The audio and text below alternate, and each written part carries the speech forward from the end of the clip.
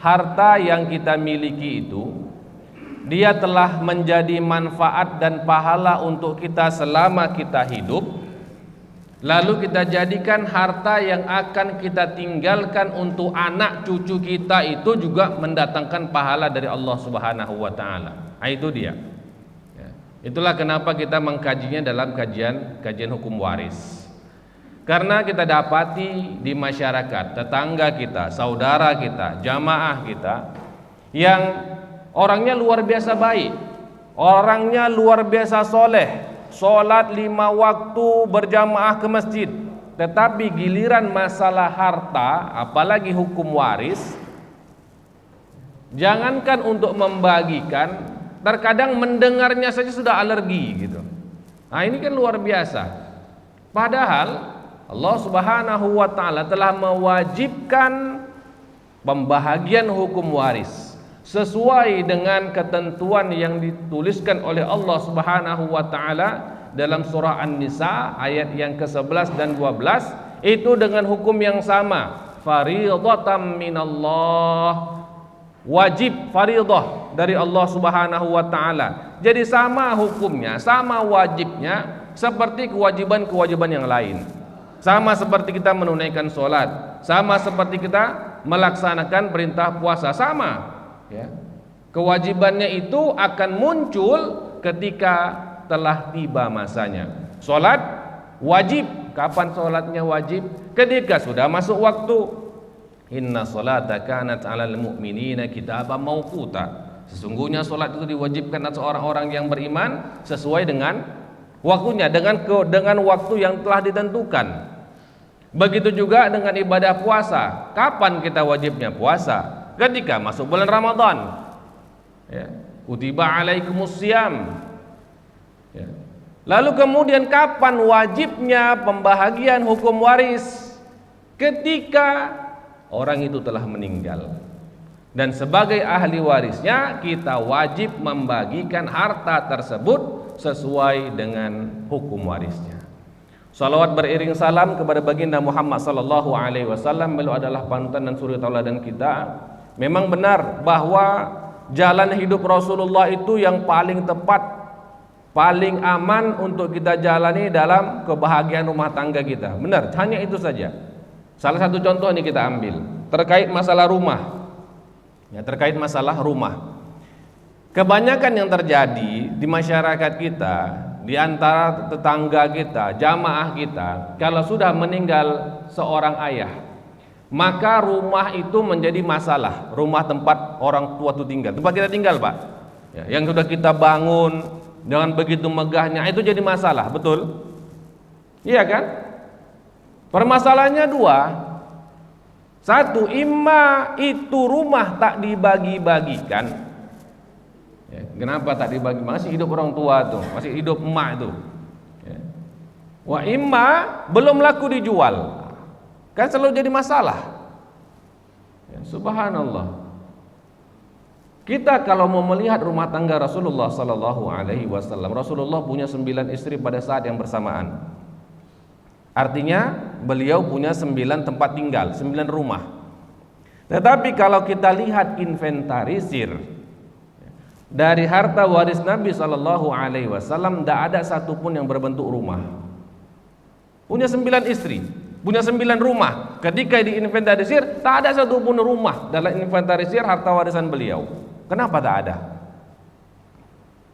Kenapa tak ada? Karena setiap rumah telah dihibahkan untuk istri-istrinya, sehingga rumah itu tidak lagi menjadi objek hukum waris. Kita apa? Meninggal. Nah, istri kita itu tuh harus angkat kaki dari rumah sebenarnya. Kenapa? Itu rumah kita. Ketika kita meninggal, ya, maka rumah ini juga wajib dibagikan kepada istri, kepada anak-anak. Jatah istri hanya 1/8 kalau ada anak, jadi kecil sekali ya. Maka harus angkat kaki. Nah, Rasulullah sudah tahu hal ini, maka jauh-jauh hari Rasulullah hibahkan rumah itu kepada istri-istrinya. Meninggal kita, Pak, ini rumah sudah kita hibahkan sama istri, meninggal kita, rumah ini tidak bisa diganggu gugat. Rumah ini tidak diwariskan. Bahkan kita bisa sebut kepada anak kita, nak, rumah ini sudah bapak berikan kepada mak kalian. Jangan ganggu-ganggu, ini bukan objek waris nih. Ya. Biar istri yang telah sedih itu, yang telah kita tinggalkan itu, yang tak tahu lagi mau berpegang kemana dia, yang biasanya dia berpegang kepada kita, dia bisa hidup dengan nyaman. Dia masih bisa mengenang kita di dalam rumah tersebut. Subhanallah, indah sekali kalau kita mau ikut sunnah Rasulullah Sallallahu Alaihi Wasallam. Semoga kita semua termasuk umatnya yang mendapatkan syafaat. Amin ya rabbal alamin. Dan kembali kita lanjutkan kajian kita, kajian tentang hukum waris, dan temanya adalah tentang 10 kesalahan hukum waris yang sering terjadi di Indonesia. Kita sudah bahas, tapi tetap kita ulang, ya, kita review. Kalau nanti ada yang mau bertanya silahkan, ya.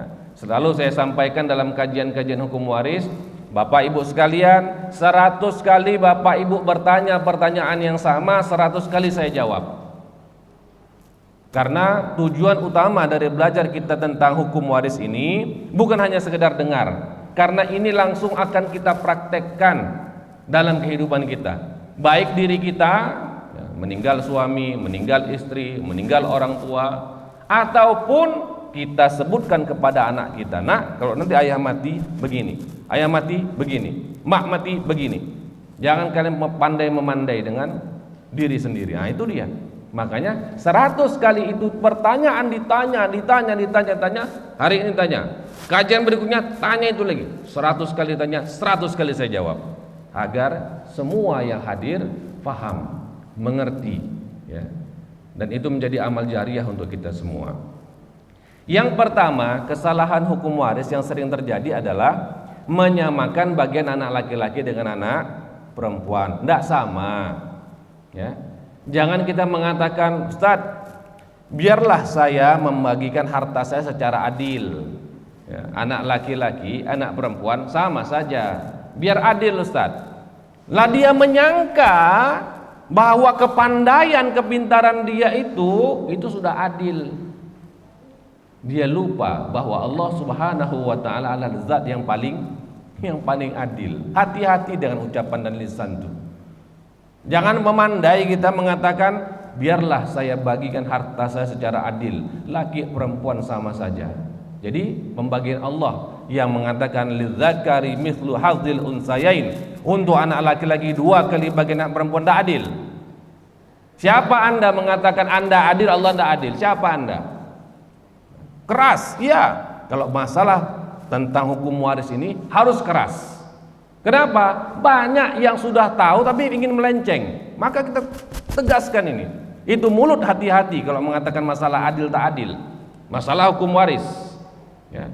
Allah yang maha adil telah memberikan, ya, ketentuan-ketentuan pembahagian hukum waris dengan ukuran yang detail, bagian yang detail. Tidak ada yang lebih detail daripada masalah hukum waris ini dalam Al-Quran. Masalah solat, tidak ada rakaat solat dalam Al-Quran. Cari sampai mati tidak dapat, tidak ada rakaatnya. Masalah zakat, tidak ada detail masalah zakat di dalam Al-Quran. Cari sampai mati, nggak akan ketemu. Tapi masalah hukum waris, anak laki-laki 2 kali bagian anak perempuan, suami dapat setengah kalau tak ada anak, dapat 1/4 kalau ada anak, ibu mendapatkan 1/3 kalau tak ada anak, 1/6 kalau ada anak. Itu semua bagian detail-detail itu ada dalam Al-Quran. Surah An-Nisa ayat 11, ayat 12, bacalah. Jadi jangan kita pandai memandai mengatakan, biarlah Ustaz, biar adil Ustaz, anak laki anak perempuan sama aja. Tidak sama, ya, tidak sama. Yang adil adalah anak laki-laki dapat 2 kali bagian anak perempuan. Itu yang adil. Kok bisa gitu Ustaz? Kami protes Ustaz. Tidak sama lah Ustaz. Oh, keadilan Allah Subhanahu wa ta'ala itu mutlak. Satu. Yang kedua, seiring dengan lebih besarnya bagian anak laki-laki, Allah berikan kewajiban lebih besar kepada anak laki-laki. Meninggal bapak itu, maka segala kewajiban nafkah, tempat tinggal, pakaian berpindah dari si bapak yang sudah mati kepada anak laki-laki. Bukan anak perempuan, anak laki-laki. Nah, kita ini, ya. Jangan sudah meninggal ayah itu kita pula laki-laki yang menjadi orang paling tak peduli sama ibu kita. Nauzubillah, durhaka itu. Jangankan mau cerita masuk surga kalau sudah durhaka, cium bau surganya tidak akan dapat. Maka Allah berikan, ini kau laki-laki dapat bagian lebih besar, kau punya tanggung jawab. Siapa? Ibumu itu. Segala kebutuhannya, makannya, pakaiannya, tempat tinggalnya, kesehatannya, tanggung jawab anak laki-laki. Bahkan kalau ibunya mau nikah lagi, siapa yang berhak jadi walinya? Anaknya dulu, bukan orang lain. Ya, anaknya dulu, bukan orang lain. Ya. Tapi endaklah Ustaz, mak kami mau nikah lagi Ustaz. Nah, ya, enggak. Tetapi kita melihat dari kewajiban-kewajiban yang Allah bebankan kepada anak laki-laki itu. Ya. Kemudian siapa lagi? Anak perempuan. Ya, anak perempuan dari si bapak yang meninggal menjadi tanggung jawab kepada si anak laki-laki alias saudara laki-lakinya selagi dia belum nikah. Makannya, pakaiannya, tempat tinggalnya, kesehatannya ditanggung sama saudara laki-lakinya. Jadi jangan cuek-cuek begitu sama saudari. Ya, ada adik, ada kakak yang mungkin belum menikah, ya, mungkin belum ada jodohnya, belum ada rezekinya, kita biarkan, tidak bisa. Tapi dia sudah besar Ustaz. Walaupun sudah besar, anak perempuan, dia masih dalam tanggungan walinya selagi masih belum nikah, berapapun umurnya. Nah itu. Maka berat kalau kita punya anak perempuan ini. Ya, anak perempuan berat. Alhamdulillah. Maka anak laki-laki diberikan dia jatah lebih besar untuk mengurusi saudari perempuannya juga. Nah itu, ya, itu yang paling sering terjadi pertama. Nanti kita buka sesi pertanyaannya. Yang kedua, sering terjadi kesalahan adalah membagikan hukum waris, membagikan harta warisan ketika masih hidup. Nah, ini salah. Tidak ada jalannya membagi harta warisan ketika masih hidup. Kenapa begitu? Karena yang namanya warisan baru dikatakan sebagai warisan kalau orang itu sudah mati. Kalau belum mati belum warisan namanya. Jadi tidak ada namanya bagi-bagi harta warisan ketika masih hidup. Itu tidak ada. Ya, tidak ada itu. Kalau membaginya ketika masih hidup itu namanya hibah. Hibah. Ya. Nah, ayah punya ruko 4, anaknya 4. Ini orang kaya nih, punya ruko 4. Nah, ruko yang ini untuk kamu, ruko ini untuk kamu, ruko ini untuk kamu, ruko ini untuk kamu. Ah, itu namanya hibah. Hibah. Boleh, boleh. Hibah itu halal, boleh. Selagi masih hidup. Tapi kalau sudah dipakaikan syarat dan ketentuan, nah, ayah kan punya ruko 4. Ya, satu untuk kamu, satu untuk kamu, satu untuk kamu, satu untuk kamu. Tapi nanti berlakunya kalau bapak sudah meninggal. Ah, ini bukan hibah namanya. Ini apa namanya? Wasiat. Ya, wasiat. Itu namanya wasiat. Boleh nggak kita wasiatkan harta warisan itu kepada anak kita? Ah, ini nggak boleh. Dalam khutbatul wada', di hujjatul wada', khutbah terakhir Nabi ketika Nabi haji untuk yang terakhir kalinya, Rasulullah SAW berkhutbah apa? Ala la wasiyata liwarisin. Ketahuilah tidak boleh ada wasiat harta untuk ahli waris. Kalau bukan ahli waris dapat kepada tetangga, kepada teman, kepada siapa? Guru, silakan, boleh, nggak masalah. Kalau wasiat boleh, ya, kepada selain ahli waris. Anak ahli waris, ya makanya nggak boleh, ya makanya nggak boleh. Istri ahli waris, makanya nggak boleh. Ibu dan ayahnya ahli waris, maka tak boleh. Ya. Nanti kalau bapak sudah meninggal, kebun yang sana untuk kamu ya nak ya, yang paling besar. Nanti kamu tengok adik-adik kamu semua. Tak boleh. Tak boleh. Kalau namanya harta sesuai hukum waris, tidak bisa diwasiatkan. Jangan coba-coba intervensi, jangan pandai memandai di sana. Apalagi sampai mengatakan apa? Biar adil Ustaz. Anda ada cerita biar adil tuh. Yang adil itu Allah. Ya. Di surah An-Nisa yang ke-11 bagian terakhir disebutkan abaukum wa abanaukum, ayah-ayah kalian, anak-anak kalian, la tadruna ayyuhum aqrabu lakum naf'a. Tidak ada yang kalian tahu mana lebih bermanfaat tuh harta itu untuk mereka. Allah lebih tahu. Makanya bagiannya Allah tentukan khusus. Ya. Jelas dia. Tidak bisa itu begini-begini lagi, tidak bisa lagi. Begini aja kalau masalah hukum waris, lurus saja. Iya, enggak. Ya. Dan sangat tidak dianjurkan. Waspadalah terhadap hilah dalam hukum waris. Apa tuh hilah?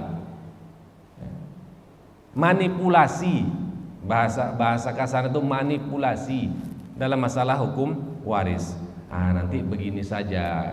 Nanti begini, kalau sudah apa nanti begini, supaya begini, biar dapat semua kita sama rata. Hilah namanya itu, ya, manipulasi. Ini jangan, macam-macam Allah tak tahu aja, seolah-olah Allah tak tahu. Memang Allah tak tahu rupanya, kan tahu lah, mana mungkin Allah tak tahu kan? Nggak usah pakai hilah-hilah, itu sudahlah. Terima dengan lapang dada, dengan legowo. Niatkan ini bagian dari ibadah, karena itu memang ibadah. Pembagian hukum waris hukumnya wajib, dilakukan berpahala, tidak dilakukan berdosa. Berarti ini bentuk apa? Ibadah. Ini ibadah ya. Makanya dilakukan sesuai dengan hukumnya. Nah, terkait dengan masalah wasiat ini harus hati-hati juga. Syekh Alauddin Za'atari mengingatkan ketika saya tanya, ya Syekh, kalau ada orang, Syekh Alauddin Za'atari ini ketua Dewan Fatwa di Suriah. Kebetulan guru saya langsung dan sering mulazamah sama beliau. Saya tanya, Syekh, kalau ada orang berwasiat begini, nanti kalau saya meninggal jangan lupakanlah tetangga itu ya, misalnya begitu. Berapa yang dapat sama tetangga itu, Syekh? Beliau katakan sepertiga harta. Syekh, itu kan banyak, saya bilang. Iya, menurut kamu itu banyak, menurut Allah itu tidak banyak. Sabda Rasulullah SAW, as-sulus, sepertiga, was-sulusu katsir, sepertiga itu banyak. Ya, itu dia nilai maksimal. Karena apa? Tidak disebutkan berapa wasiatnya. Wasiat itu hanya boleh ditunaikan dari sepertiga dari total harta semua. Misal total hartanya semua digabung, rumah apa segala macamnya, mobil, tanah, segala properti tadi, dapatlah itu 3 miliar nilai totalnya. Yang boleh diwasiatkan hanya sepertiga, hanya 1 miliar. Nah, kalau kita ada wasiat, ini jangan sampai kejadian ya. Si bapak ini udah mau meninggal, disebutlah kepada anak-anaknya, nak, jangan lupa tetangga kita ya. Kebetulan tetangganya janda pula. Jangan lupa tetangga kita itu ya, dia baik sekali kepada keluarga kita. Jangan lupa ya, ada wasiat untuk dia. Meninggal ayahnya, tak disebutkan berapa, maka si janda tetangga itu dapat sepertiga dari harta. Kalau hartanya itu adalah 3 miliar, dapat 1 miliar janda itu. Sisanya yang 2 miliar baru dibagikan sesuai hukum waris. Dari 2 miliar itu dapatlah 1/8 istrinya. Istrinya dapat 1/8 dari yang 2 miliar. Tetangga yang janda itu dapat 1/3 dari total harta, 1 miliar lebih ya, 1 miliar dapat dia. Apa enggak meradang istri itu kan? Ini apa pula hubungan tetangga janda sebelah ini sama si bapak yang meninggal ini? Dia dapat 1 miliar. Saya jangan 1 miliar, 1 miliar pun tak menyentuh ya kan? 1/8 dari 2 miliar. Ya, ini harus hati-hati makanya. Ya. Jangan sampai-sampai salah sebut masalah wasiat. Ya, harus ditentukan. Kalau memang mau wasiat, tentukan berapa. Ya, mau 1 juta, mau 2 juta, atau 1%, 10%, terserah. Yang penting tidak boleh lebih daripada 1/3 harta. Ada yang mau nanya? Silakan. Ada yang ingin bertanya? Ya, ada yang ingin bertanya masalah hukum waris ini? Ada? Silakan Pak Haji.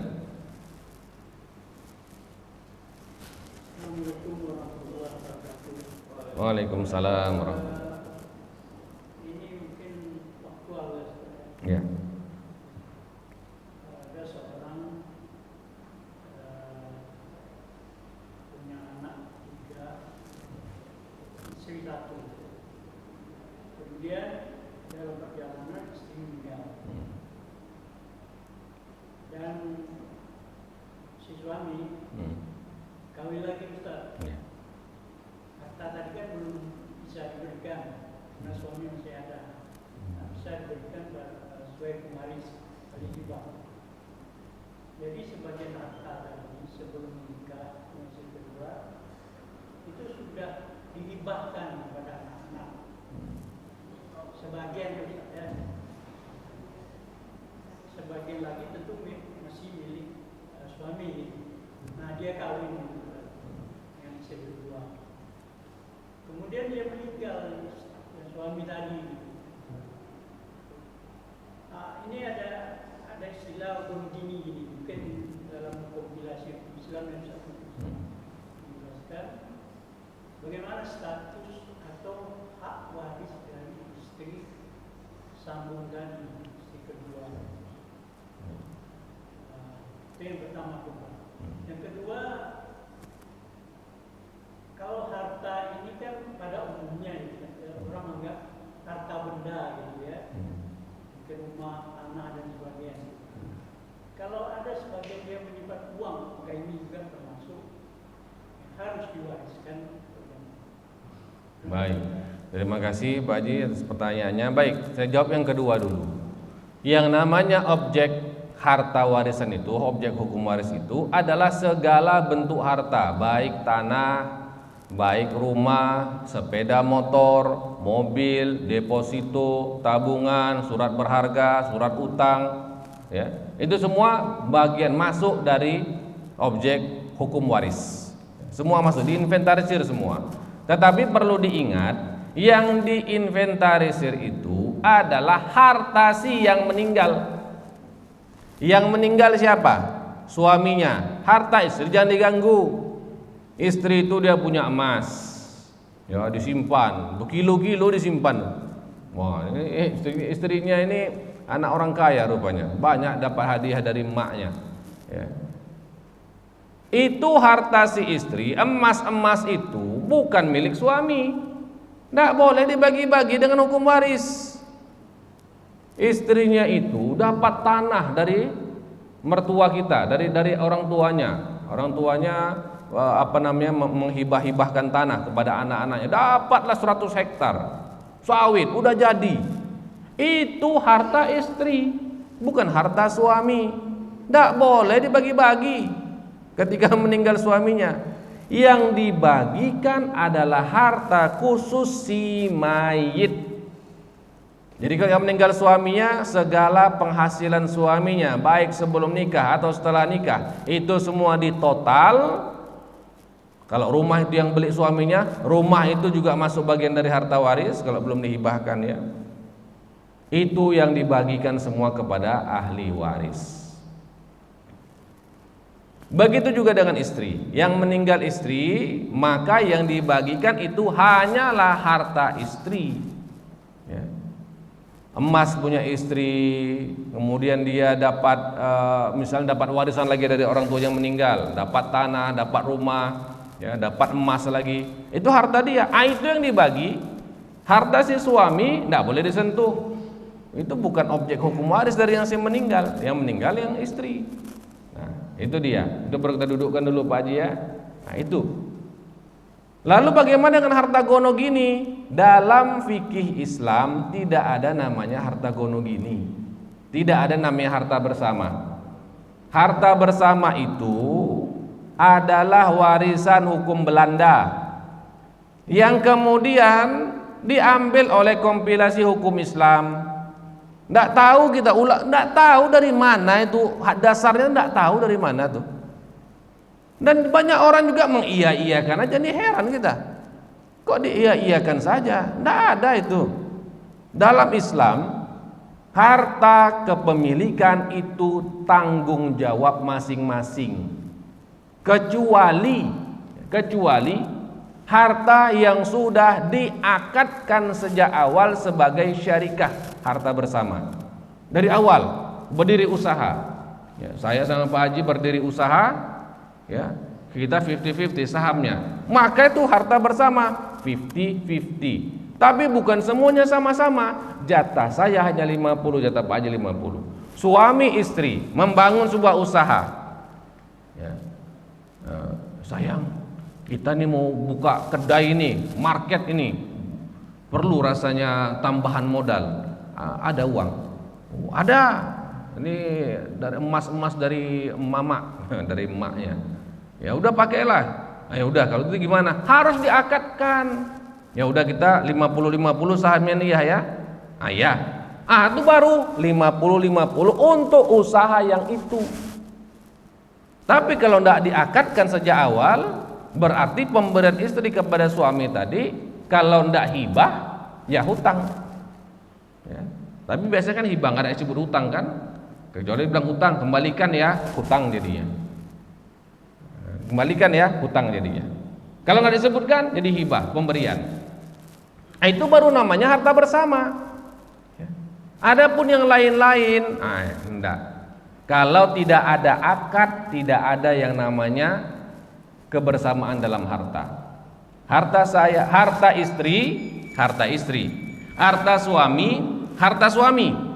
Bukan harta suami, harta istri juga. Enggak. Harta suami ya harta suami. Tapi dalam harta suami ada kewajiban nafkah istri. Itu saja bedanya. Ya, tapi kewajiban yang lain enggak, sama. Ya, itu sama semua untuk masalah harta. Lalu kemudian pertanyaan yang pertamanya tadi terkait dengan masalah harta waris tadi, Pak Haji. Yang pertama, di sini ditemukan kesalahpahaman saya rasa. Bahwa harta itu tidak bisa dibagikan, Ustaz. Suaminya masih hidup, tidak ada hubungan. Meninggal suami, istrinya masih hidup. Harta warisan wajib tetap dibagikan. Harta siapa? Harta si suami. Harta istri tidak boleh diganggu. Meninggal si istri, maka detik itu juga wajib dibagikan harta warisan si istri. Segala hartanya, emas-emasnya, tabungan dia pribadi, ya, tanah yang dia punya dari orang tuanya, apalagi mobil motor yang dia beli mungkin dari usahanya, mungkin dia pegawai juga mungkin. Itu yang dibagi dan wajib dibagi. Tidak bisa kita katakan, suaminya masih hidup, Ustaz. Tidak bisa, tidak bisa. Ya. Harta istri, ya harta istri. Nah, itu dia. Lalu kemudian, ketika dia masih hidup dihibahkan tadi Pak Haji, ya, dihibahkan. Kalau dihibahkan masih hidup, maka tidak lagi jadi objek hukum waris. Hibah adalah transaksi putus. Transaksi putus. Saya seorang ayah. Saya hibahkan tanah kepada anak saya yang pertama. Nak, tanah ini untuk kamu ya. Detik itu juga setelah akad, ijab dan qabul, maka detik itu berpindah kepemilikan dari saya sebagai ayah kepada anak saya yang pertama. Detik itu juga saya tak boleh menjual tanah tadi. Detik itu juga saya tak boleh mempergunakan tanah tadi kecuali atas izin anak saya yang pertama tadi. Nah, ini hibah. Ya, ini hibah. Sama seperti jual beli. Sudah transaksi, ya, ada barang, ada uang, ada transaksi, maka sejak itu putus. Ya, barang jadi milik si pembeli, uang jadi milik si penjual. Selesai. Nah itu dia, makanya hibah ini orang kadang-kadang mikir-mikir, Pak. Kenapa nggak dihibahkan? Ya saya takut kalau saya hibahkan. Nanti kalau saya hibahkan semua harta saya, nggak peduli lagi dah anak-anak saya sama saya nih. Nah, itu salah sendirilah. Kenapa pula anaknya diajarkan sampai nggak paham sama orang tua, nggak mau mengerti orang tua, nggak mau mengurusi orang tua. Itu salah orang tuanya itu. Dia salah asuh, salah didik itu. Ya. Anak yang mengerti, yang paham, yang taat kepada orang tuanya akan menjaga orang tuanya di masa tua mereka, sama seperti ketika orang tua itu mengasuh, mendidik, ya, semuanya ketika anak tadi masih kecil. Nah itu yang kadang-kadang miss di sini. Kita sibuk mempersiapkan anak untuk jadi orang kaya, tapi nggak mempersiapkan anak jadi anak yang soleh. Akhirnya betul jadi orang kaya, tapi tidak ada soleh-solehnya. Orang tuanya dibiarkan masuk ke panti jompo, itu di Rumbai sana banyak. Allahu Akbar. Nah, itu yang terkait dengan masalah waris tadi. Kemudian istri yang kedua bagaimana? Istri yang kedua mendapatkan harta yang sama seperti istri pertama, bagiannya tetap 1/8. Ya, tetap 1/8 karena si yang meninggal, si suami tadi sudah punya anak. Ya.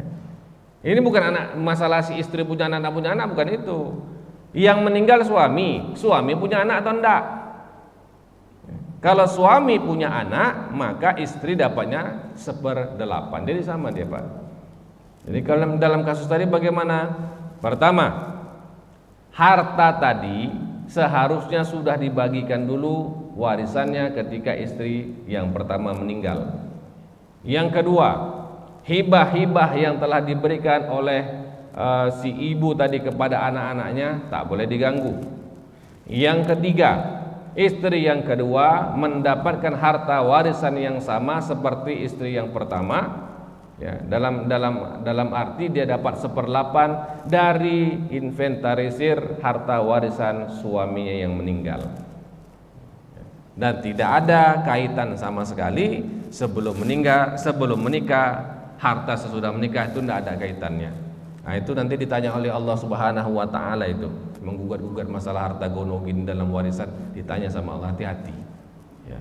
Dalam hukum Islamnya tidak ada namanya harta bersama itu. Jangan kita berpikir ya biar aja lah Ustaz, yang penting dapat. Apalah gunanya dapat harta tapi kalau haram? Apa gunanya? Sama seperti kita lapar, di meja hidangan ada babi panggang. Ada lapar Ustaz, yang penting ada makanan. Mau makannya? Oh enggak lah Ustaz, babi panggang Ustaz haram. Karena nampak bentuknya babi panggang. Tapi kalau bentuknya lembaran rupiah warna merah-merah itu, enggak ada nampak haramnya sama sekali. Nampak halal semua. Nampak halal. Enggak ada halal semua nampaknya. Padahal harta itu kalau dimakan, ya harta yang tak halal, dimakan jadi bara api neraka di perut, dimakan menyebabkan doa kita tertolak, dimakan menyebabkan solat kita tidak khusyuk, dimakan oleh istri kita, dia jadi orang yang paling pertama nggak mau dengar cakap kita. Dimakan sama anak-anak jadi anak yang tak mau dengar cakap orang tuanya. Lalu untuk apa lagi harta haram tuh coba? Untuk apa lagi harta haram tuh? Nah itu aja. Camkan itu di dalam benak kita sehingga kita kalau harap dah, kalau enggak jelas sudahlah, endaklah. Berapalah itu yang mau kita pala-palai. Dibikin jadi usahanya cepat bangkrut, percayalah. Ini udah teruji, ya. Dari berbagai banyak jemaah saya, ya. Mereka mengakui semua, iya Ustaz, ada harta yang dari orang tua tuh tak sesuai hukum waris jadi usaha kok bangkrut Ustaz ya. Ya memang itu hartanya haram. Ya. Kenapa bisa haram? Karena tak sesuai peruntukannya. Nah itu, ya. Ada lagi yang bertanya? Silakan. Masih ada lagi kan? Nah, ada lagi? Silakan Pak. Waalaikumsalam.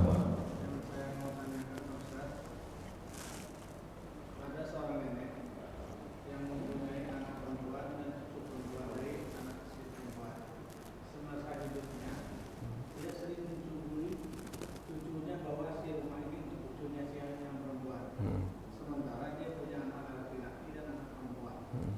Mana jatuh hukumnya? Baik, pertanyaan bagus nih. Kadang memang begitulah seorang nenek, ya, seorang kakek dan nenek itu lebih mencintai cucunya daripada anaknya. Betul? Ah iya, memang begitu.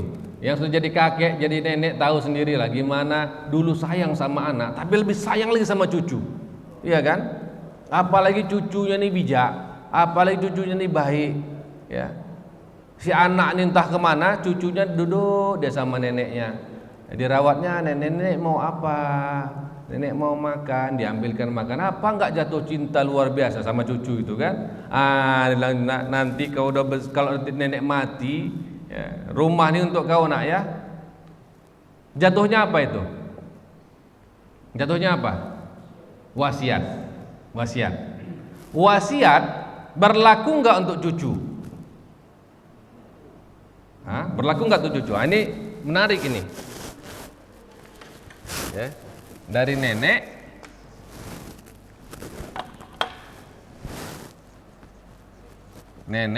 di bawah nenek siapa? Anak kan? Anak. Setelah anak baru cucu.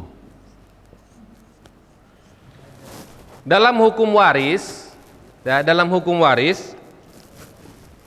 kalau ada anak, cucu dapat enggak? Enggak dapat dia. Ya, kalau ada anak, cucu nggak akan dapat harta warisan. Ya.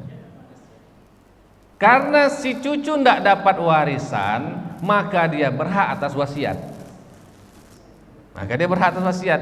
Tetapi ingat, wasiat hanya boleh 1/3 dari total harta keseluruhan. Kalau nenek tadi cuma punya 1 rumah tuh aja, ya enggak bisa semuanya dikasih sama cucu itu. 1/3 rumah tuh milik cucu, ya, 1/3-nya. 2/3 rumah itu dibagi dalam hukum waris. Karena ingat ya, dia ada urutannya. Ketika seseorang meninggal, hal yang paling pertama wajib dilakukan apa? Tajhizul mayyit. Dimandikan, dikafankan, disolatkan, dikuburkan. Itu pertama. Segala harta warisan itu tidak boleh dikotak-katik kecuali untuk membiayai ini dulu. Ya, membiayai ini yang pertama. Yang kedua, bayar hutangnya. Harta warisan tidak boleh dikotak-katik sebelum dibayarkan semua hutang-hutangnya. Ini dibagi-bagi harta warisan, terus datang orang, ini masih ada hutangnya. Lah, punya siapa mau diambil lagi? Anak-anak, mana mau lagi dia kan? Ini harta warisan saya ini. Padahal kalau tidak dibayar, andai pun Anda mati syahid, tekatung-katung Anda mati syahid, orang mati syahid itu dijamin surga, dihapus segala dosa. Itu tekatung-katung, apalagi kita yang tak syahid. Ya. Sangit yang ada nanti. Ya. Yang ketiga, tunaikan wasiatnya. Ini dia. Wasiat dulu. Harta itu tidak boleh dikotak-katik sebagai warisan sebelum ditunaikan wasiat. Nenek tadi mewasiatkan, ini rumah untukmu ya, cucu ya. Dan harus ada saksinya. Tidak boleh asal-asal klaim. Tidak bisa asal klaim. Dulu nenek itu ada mewasiatkan sama saya, gudang itu untuk saya katanya. Ada saksinya? Ya enggak, kami berdua aja. Enggak sah itu. Itu enggak ada tuh. Kadang cucu-cucu yang ahli neraka juga begini ya. Enggak ada itu. Harus ada saksinya. Ya, maka tunaikan dulu wasiatnya. Sudah selesai wasiat hartanya, baru dibagikan hukum warisnya. Makanya dalam kasus tadi, kalau memang ada saksinya, ya, siapa saksinya, siapa yang mendengar, siapa yang menyaksikan, maka rumah tadi 1/3-nya untuk si cucu. 1/3 untuk cucu. Sisanya baru dibagi secara hukum waris. Kenapa? Cucu tidak dapat warisan, dia dapat wasiat. Itu dia, ya. Maka jangan sembarang sebutlah, ya. Nanti jadi begaduh anak tuh. Biarlah Allah Subhanahu wa taala yang menentukan. Nah, nanti ayah mati, kalian sesuai hukum waris. Ya. Kalau kalian mau protes, kalian protes sama Allah. Jangan kita lagi disalahkan. Udah kita mati, kita pula ini gara-gara orang tua itu dia pilih kasih, dia kita sudah mati disumpahi sama anak, bukan didoakan. Kita kan berharap kan, Rabbighfirli wali walidayya, ya Allah ampunkan orang tua kami. Tidak disumpahi sama anak gara-gara bapaknya. Dah mati masih menyusahkan juga. Kalau bapak dulu nggak, kan? Tapi kita serahkan kepada Allah. Nah, mati bapak, hukum waris. Nggak terima kalian, protes sama Allah. Anak pun berpikir dia, protes sama Allah. Gimana mau protes ya? Jadi jangan mengambil alih tugas yang berat itu. Jangan mengambil tanggung jawab yang berat itu. Pandai memandai pula kita. Anda usah. Biar saja Allah yang sudah mengaturnya.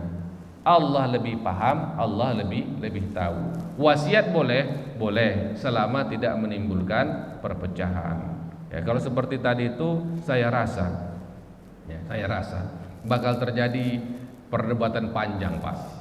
Walaupun secara hukum betul, secara hukum udah betul, tapi karena itulah kita pandai memandai pula, ya kan, melangkahi kewenangan kita. Nanti di rumah ini untuk munak ya, habislah jadilah itu barang tuh, ya. Atau nanti jangan lupa ya tetangga kita ya, ya tetangga yang janda itu, jadilah itu barang tuh, ya, rusak. Bukannya didoakan malah disumpahi. Asal berziarah kubur kan, siapa janda itu Pak, dikata istrinya, ya, gara-gara masalah wasiat tadi. Na'udzubillah summa na'udzubillah. Baik, ada lagi? Sudah masuk kita waktu isyraq? Oke, baik. Ada lagi yang bertanya, silakan. Kalau ada yang mau tanya masih boleh. Silakan. Ya, yang mau bertanya masih boleh, dipersilakan. Ibu-ibu ada yang mau nanya nih? Ada ibu-ibu segan nanya nih mungkin nih. Ada yang mau nanya, Bu? Ada. Ini berlaku untuk semua, untuk ibu dan bapak. Jangan takut untuk bertanya ya. Kalau mungkin begini, kalau saya boleh kasih saran kepada pengurus, mungkin Pak Haji, ada pula di antara jemaah kita yang segan mau nanya. Mungkin bisa difasilitasi di WA saja pertanyaan itu. Ya, segan mungkin kan bertanya di WA, ya, sediakan fasilitas WA ke siapa. Nah, nanti bisa kita di sini. Enggak usah tulis nama, enggak apa. Ya, no name saja, ya. No name, ada yang mau ditanyakan sehingga kadang-kadang kan orang segan untuk bertanya ya. Nah, di beberapa tempat yang saya memberikan kajian hukum waris, kadang-kadang saya itu sering datanginya bukan waktu kajian. Selesai kajian di mobil saya ditungguin. Ditungguin, saya kok siapa ini ditungguin? Rupanya nanya masalah hukum waris ya. Nah, memang itu. Jadi mungkin kita bisa fasilitasi. Kalau pakai tulis pakai kertas mungkin jarang orang bawa pulpen sama kertas. Ya. Kalau kok mengaji itu kan sebaiknya ada pulpen sama kertas. Tapi begitu pula. Ya sudahlah, gantilah. Kalau HP kan nggak tinggal kan? HP kan nggak tinggal, maka fasilitasi saja ya. Ke WA ke siapa gitu, kalau ingin bertanya maka bisa kita baca gitu ya. Baik, terima kasih Bapak Ibu yang rahmati Allah Subhanahu wa taala. Semoga kajian kita ini dapat bermanfaat bagi kita, bagi keluarga kita, menjadikan keluarga kita itu sakinah mawaddah warahmah, dan kepergian kita, meninggalnya kita di keluarga kita itu menjadi sesuatu yang dirindukan, menjadi sesuatu yang selalu didoakan. Jangan sampai kematian kita menjadi kematian yang disumpahi. Ya, nauzubillah. Ya, bukan dapat doa, dapat sumpah lagi. Nauzubillah. Ya, betapa kita itu akhirnya hanya menzolimi diri kita sendiri. Ya. Kita tutup dengan doa kafaratul majlis. Subhanakallahumma bihamdika asyhadu an la ilaha illa anta astaghfiruka wa atubu ilaik. Assalamualaikum warahmatullahi wabarakatuh.